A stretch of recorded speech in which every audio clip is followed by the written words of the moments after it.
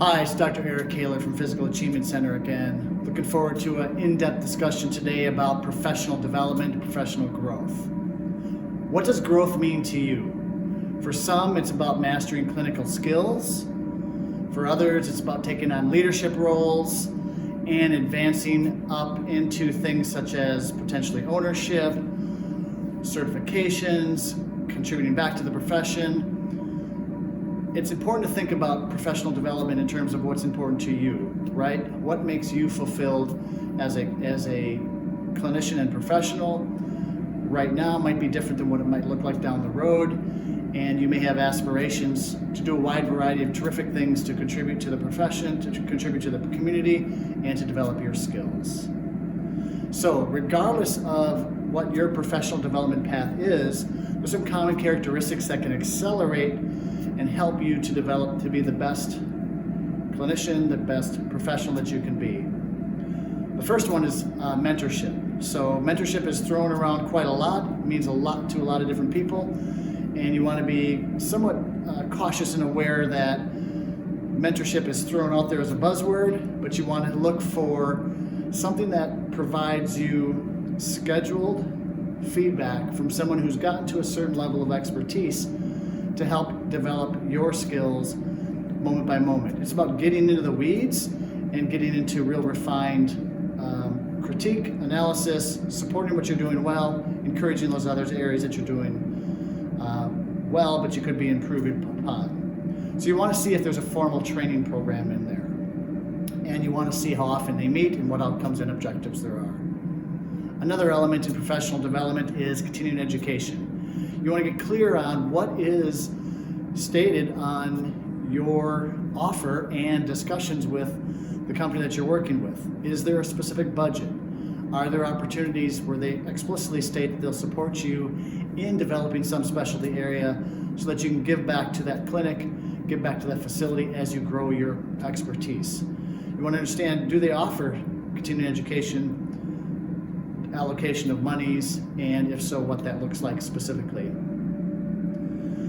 So advanced skills come in a wide variety of areas. Certainly residency is one consideration that brings a clinician up to speed at a certain functional level within organizations. There can be formal training programs within organizations that don't necessarily rely on residency, but if they have a formal plan week by week, there's actually things in place for a structured program. That's terrific, right? You also want to take a look at the specialization from the standpoint of what specialty programs are there that you can either A, lean into and become an expert already, or what specialty areas can you get into that you can build. For instance, at Physical Achievement Center, we have a couple of verticals we're looking to help implement that include neuropathy reversal programs, non-surgical spinal disc programs, manual therapy, vestibular and balance rehabilitation, and would be more than happy to accept somebody into our system to help support, such as urinary incontinence, such as looking at TMJ issues, that sort of thing, right? So those are opportunities as well. And what is the delivery of those things within that company? So the other area is leadership opportunities. Obviously, leadership opportunities come in the form of looking to advance in terms of leadership within that clinical team. So perhaps you could be a lead.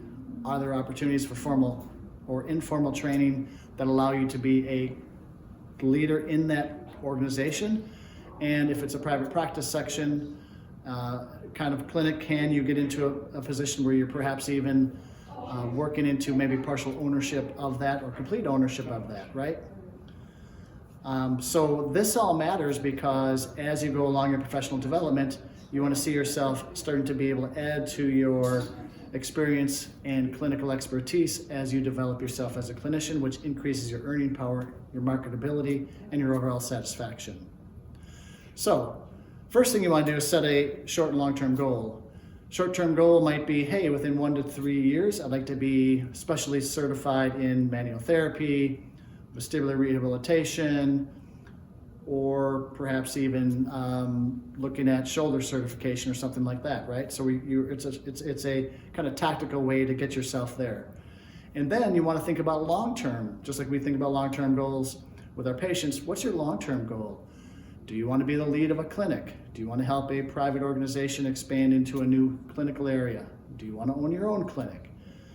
So as you go about your career path, you'll find that different experiences, different opportunities can help build to your ultimate long-term goal. So you want to see there's a return on investment. We call it ROI, return on investment. We want to see an ROI for your time and efforts, right? So professional development isn't just about getting better at your job, it's about increasing your earning potential as well. For instance, if there's a job that's offering you $2,000 guaranteed continuing education funds or a certification program within their organization, that's worth a lot in this year time frame, but also helps you to be a more marketable person down the road, to have more earning and impact down the road, right? So professional development is a bridge between where you are and where you want to go. By choosing a role that prioritizing your development path, you'll be able to ensure not only your development as a clinician and a professional, but also increase your level of happiness. So I'd encourage you to take 5 minutes at a time, sit down, think of yourself now. What skills and expertise would you like to develop over the next several years? Write them down. So, some things to look for in a clinic as you evaluate clinics and as you evaluate centers to see if they align with that vision is you want to look for red flags and green flags. What do I mean by that? Red flags would be where there's no structured professional development plan and there's vague descriptions of those growth opportunities. Another red flag is if you see high turnover rate of clinicians and of staff and even of support staff in that area. That may signify that there's some disturbance within that organization that may be a red flag in terms of can they deliver on their promises. Green flags, right? Go-ahead flags are if they have a clearly outlined clinical or leadership path or development path that allows you to tap right into one of those areas to allow you for growth and development.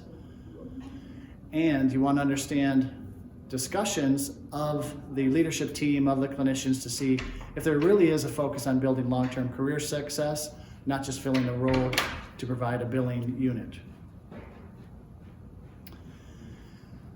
So, in summary, take a few moments and use the guides that are going to be sent to you. If you're listening to this discussion, you'll get some guides that allow you for reflection on that.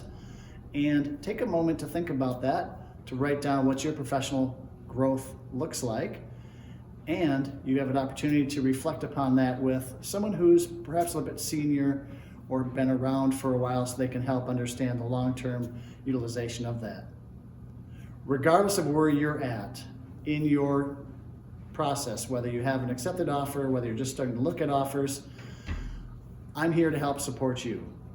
So whether or not you're looking for an opportunity here at Physical Achievement Center or outpatient physical therapy or any other clinical setting, reach out to me and I'd be happy to reach back to you and be of some assistance to you as you're looking at options for your next best role. I look forward to catching up with you next time. Have a great one.